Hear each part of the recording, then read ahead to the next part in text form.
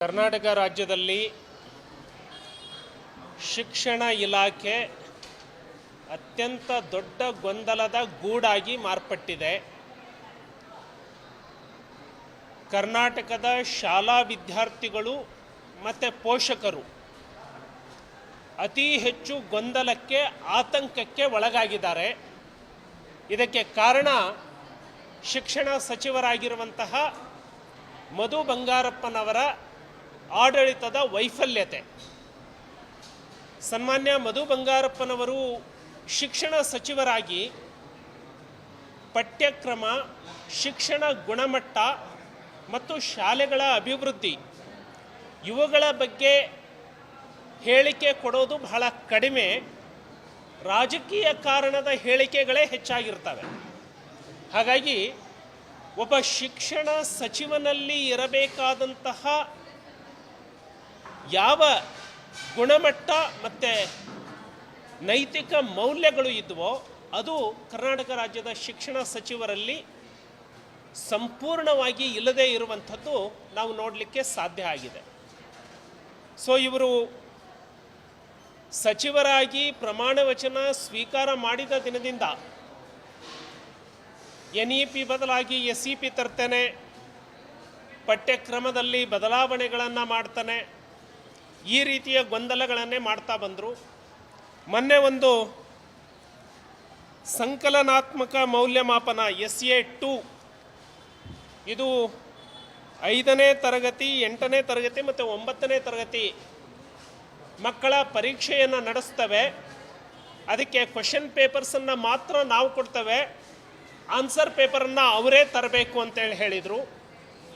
ಇದರ ಬಗ್ಗೆ ಖಾಸಗಿ ಶಾಲೆಯ ಆಡಳಿತ ಮಂಡಳಿಗೆ ಯಾವುದೇ ರೀತಿಯ ಮಾಹಿತಿಯನ್ನು ತಲುಪಿಸುವಲ್ಲಿ ಸಂಪೂರ್ಣ ವಿಫಲ ಆಗಿದ್ದರು. ಖಾಸಗಿ ಶಾಲೆಯ ಆಡಳಿತ ಮಂಡಳಿಯವರು ಕೋರ್ಟಿಗೆ ಹೋಗಿ ಸ್ಟೇ ತಂದರು. ಈಗ ಅದನ್ನು ಸರ್ಕಾರ ವಿಭಾಗೀಯ ನ್ಯಾಯಾಲಯದಿಂದ ಅದನ್ನು ತೆರವುಗೊಳಿಸುವಂಥದ್ದು ಮಾಡಿದೆ. ಮತ್ತು ಈಗ ಹೊಸ ಸುತ್ತೋಲೆಯನ್ನು ಕಳಿಸಿದ್ದಾರೆ.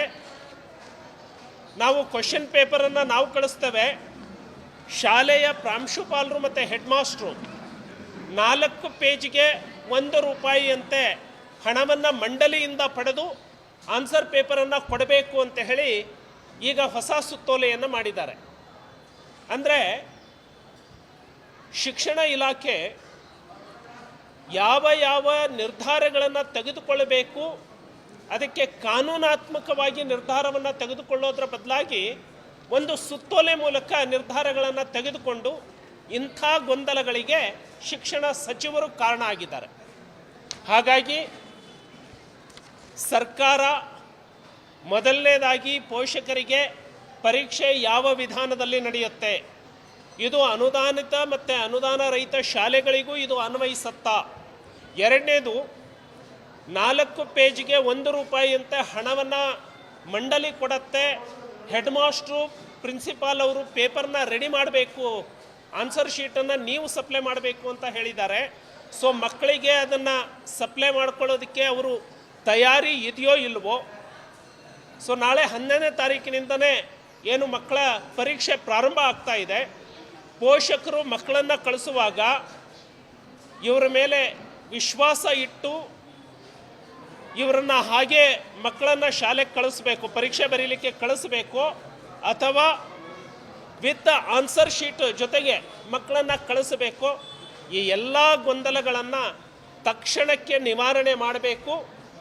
ಈ ಶಿಕ್ಷಣ ಸಚಿವರ ವೈಫಲ್ಯವನ್ನು ಮುಖ್ಯಮಂತ್ರಿಗಳು ಗಮನ ಹರಿಸಬೇಕು ಅನ್ನೋಂಥ ಒತ್ತಾಯವನ್ನು ನಾನು ಮಾಡ್ತೇನೆ.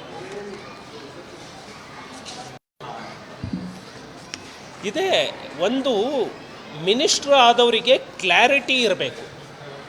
ಯಾವುದೇ ಒಂದು ನಿರ್ಧಾರವನ್ನು ಶೈಕ್ಷಣಿಕ ಕ್ಷೇತ್ರದಲ್ಲಿ ತೆಗೆದುಕೊಳ್ಳಬೇಕು ಅಂದರೆ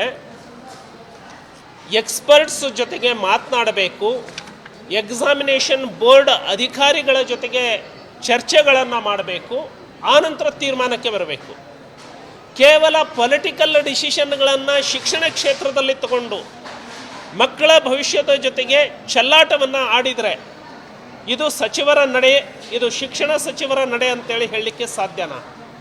ಇಂಥ ಗೊಂದಲಗಳಿಗೆ ಶಿಕ್ಷಣ ಸಚಿವರಲ್ಲಿ ಕ್ಲಾರಿಟಿ ಇಲ್ಲದೆ ಇರೋದೇ ಕಾರಣ. ಅನುಕ್ಷಣದ ಸುದ್ದಿಗಳಿಗಾಗಿ ವಿಸ್ತಾರ ನ್ಯೂಸ್ ಯೂಟ್ಯೂಬ್ ಚಾನೆಲ್ ಸಬ್ಸ್ಕ್ರೈಬ್ ಮಾಡಿ. ಹೊಸ ಸುದ್ದಿಗಳ ನೋಟಿಫಿಕೇಶನ್ಗಾಗಿ ಬೆಲ್ ಐಕಾನ್ ಕ್ಲಿಕ್ ಮಾಡಿ. ಲೇಟೆಸ್ಟ್ ಅಪ್ಡೇಟ್ಸ್ಗಾಗಿ www.vistaranews.com ವೆಬ್ಸೈಟ್ಗೆ ವಿಸಿಟ್ ಮಾಡಿ. ಅಂಗೈಯಲ್ಲೇ ಜಗತ್ತಿನ ಸುದ್ದಿ ತಿಳಿಯಲು ವಿಸ್ತಾರ ನ್ಯೂಸ್ ಕನ್ನಡ ಆಪ್ ಡೌನ್ಲೋಡ್ ಮಾಡಿ.